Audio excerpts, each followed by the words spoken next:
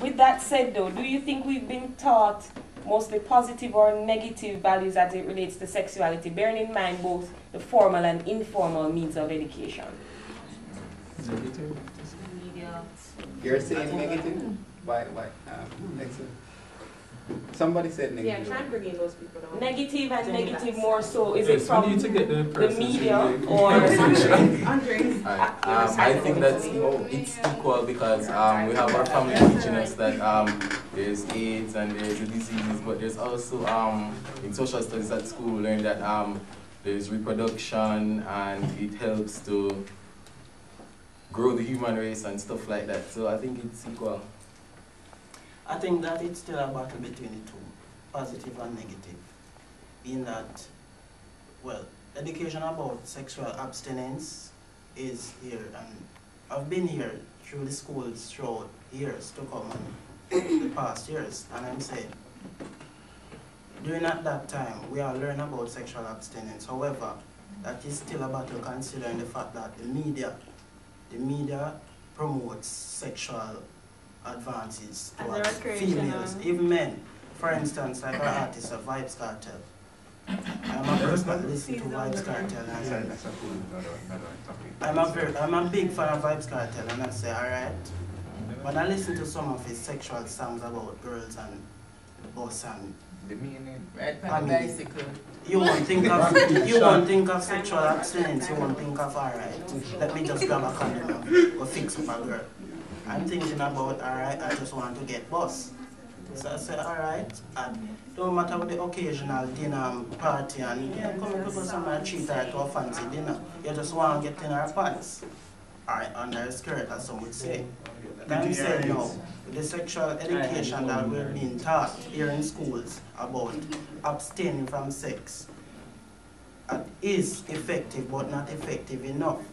As I said, consider the media or a young individuals nowadays, you find that it seems as if as them born, they know about it.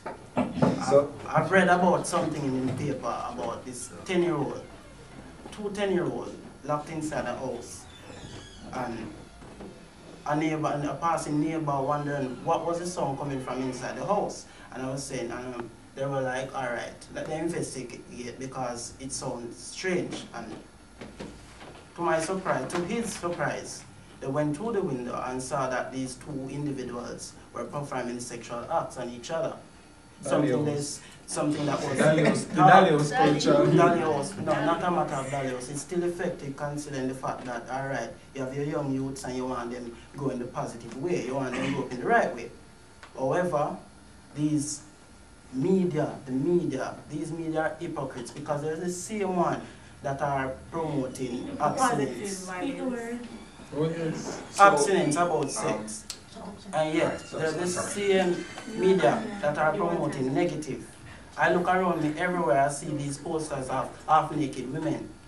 And these calendars, these yearly calendars that is considering the Ray and Nephew, a red stripe calendar that I see with half-naked females. And I'm saying that, what does that say for our individuals? So our school individuals, what does that say for Alright, so what we're saying is that not only does the media to some extent plays a role in promoting sex, but the music is also playing a role.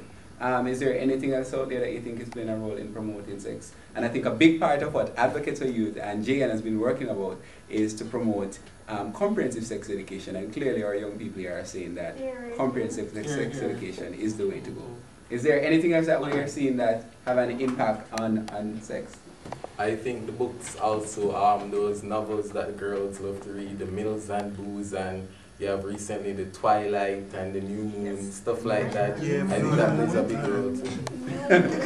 Some people read religiously, of course. I read religiously, my Bibles. I don't know. Alright guys. No New Moon. You know, can I say something before you cut?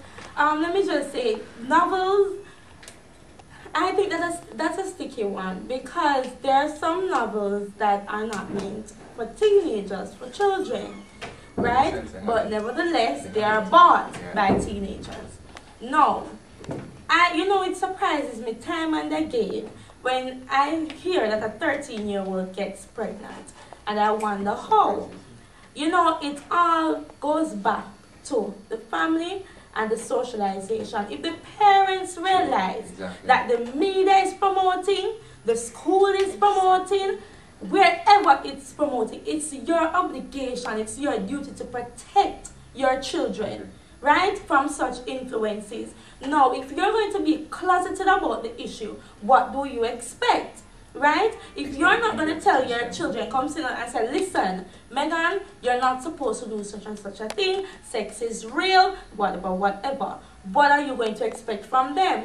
No, if they are not brought up to such a maturity, then if they go and buy Mills and Boons and all these books, then it's going to affect them when they read it. They're going to feel you might feel the urges, right? But you might be forced into activities that you're not supposed to go to because you are not mentally mature to handle the material. So that's why it comes back down all to personal development, right? Because remember, parents, peers, and school. You understand me?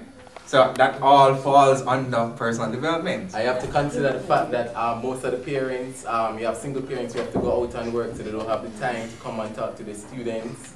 And the child may be a problem child in the school, and the school may get tired and expel the child, and that does not solve the problem. So you have to consider that sometimes the parents are not around. So, like how we're talking about, it's not supposed to be a natural thing, it's supposed to guide them in the right way, right? But it's not supposed to be a natural thing for us to, well, it starts from a younger age, yes, but it's not supposed to be natural for us to feel that way. No, I don't think well, because at a small age, mean like at an early age, if we, like one of the say we're going the wrong way, but it's not supposed to be natural. No, what she's saying, the urge is natural. However, it is for the parents to realize, right, and to monitor and to guide you, right, to provide that guidance and say, look, it is natural. It is going to come at you, but however, this is how you deal with it. Some parents may say to their children, go and read your Bible and go to your bed. And there's a time and place for everything, right? So it's all about that one-on-one talk, having that talk with children, right? You talking to your child, letting he or she know that, look, it's going to come at you, but this is how you should deal with it, and you should grow them up, empower them to know that when they go out there, this is how they must respond to it. Right, because I'm going just to sidetrack a bit with what Megan said. A lot of times, parents try to protect their children, right, to such an extent that it isolates the child. And some children fear their parents. However, it goes back again to responsibility. We have a responsibility and a choice as to what we want to listen to. It goes back to empowerment, how you are raised, how you raise your child. Right, and personal development, as Shannon said, right? For me personally, I don't listen to those expletive music, right? It's because of how I was grown, right? And the sort of empowerment that I received from my peers and from various organizations, right? So I have a choice. I would know what to buy and what to listen to. So it comes back down to two groups, family and community. Everybody plays a role. Everybody plays a role. All hands must be on deck for us to achieve it. But you remember, there is always the thing called... It takes a village to raise a child. And no matter what that little African saying will always, in any society, for us to have the well-rounded individual, it is not a one-man thing, not a two-man thing. But the family, the church, all those persons, which one has become, I think has become one of the major ones now in terms of socializing people, the media. True. You understand? True. I think their influence is more than that of the family. In present day society, right? Everything in our country, we no longer have that sense of the Caribbean identity. Everything that we go to, we try and take it from abroad. Everything that even in the way we dress, it is everything you can see, we're Americanized. You understand? We're westernized. So we do everything in terms of partying, going out, those are the things that we do, and not basically dating, but you know, we have the perception, our fashion, the way we speak, you understand? Those are the things that have taken up, and it's because basically it is there to, as they said, the media is there to inform, to educate, and to entertain. I think the entertainment part of it has gone to a next level in terms of we as Jamaican young people, we don't embrace our identity, being Africans, being that of you know, coming back from our forefathers. We're taking more likely the European yeah, there are forefathers, yes, but we are taking the style of the superior and race. I think that where the education aspect of it is concerned with relation to sexuality, they're sending mixed messages. 1 minute, for instance, music, 1 minute you hear an artist speaking consciously about an issue, then next minute you hear them talking about females in a derivative manner. And then you have young persons that would look to these persons, but then it's almost as if they have nothing really to look to.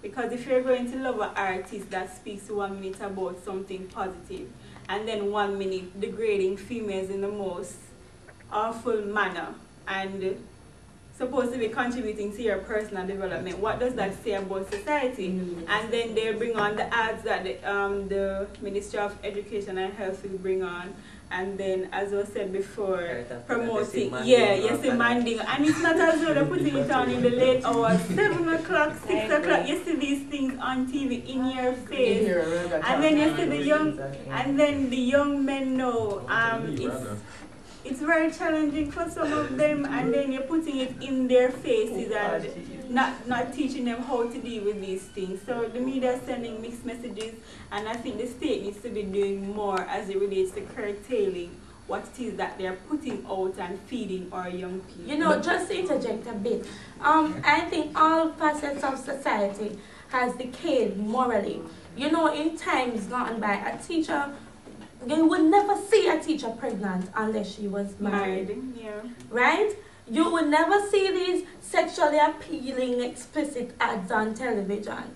And parents thought it their duty to protect their children from these negatives. So if you see, yes, even a neighbor, right? A bus driver, you know, but because of the moral decay in our society, I don't know if we will get back there, and if we're going to get back there, it will take a lot from everybody. You know, teenagers getting pregnant is a part of the problem, because there is no way a 14-year-old is going to raise a child in the way that a child is supposed to be raised. That is a child, right? But if you go back into history, that happened in history when you even think about Mary, the mother of Christ. She was about 14, 16. Stop it!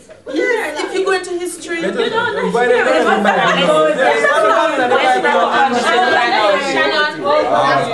I just seen a point to what Sophia said. Yes.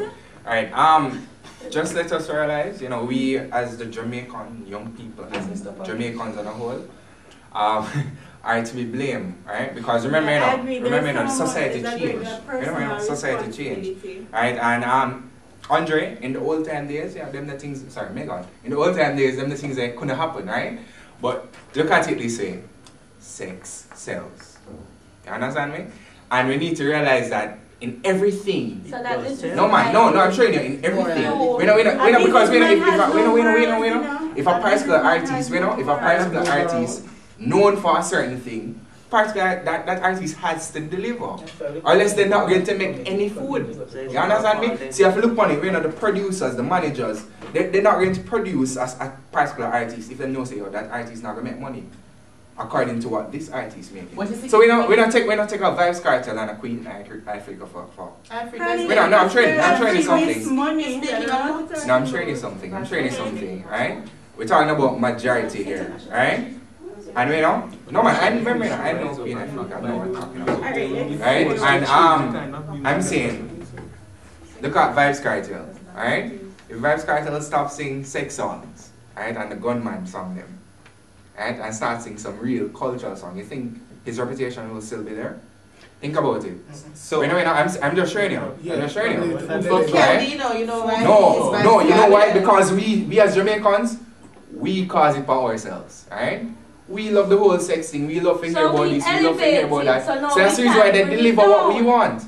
So that's the problem. Hold on. Just to interject, I am sure that if us as young people should rise up and decide, and as society, we decide that we are not going to listen to those kind of music, and we're not going to buy it. Though we are the minority, it is a start.